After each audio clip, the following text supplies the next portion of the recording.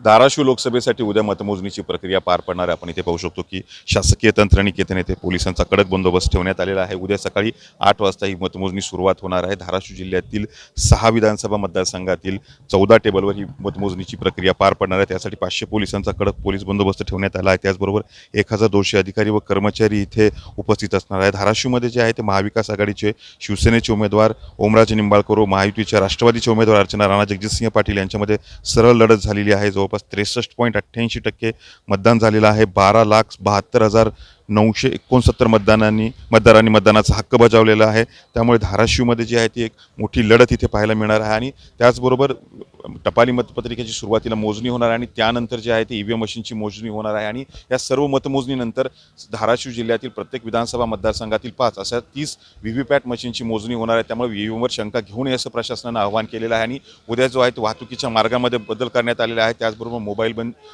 जे आत नेण्यामध्ये बंदी करण्यात आलेली आहे आणि प्रशासनानं उद्याची जी तयारी आहे ती पूर्ण केलेली आहे। संतोष जाधव, TV9 मराठी, धाराशिव।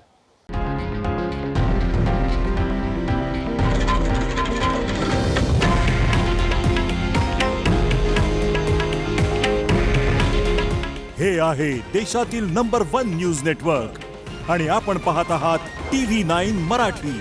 काळजी तुमची, हित महाराष्ट्राचं।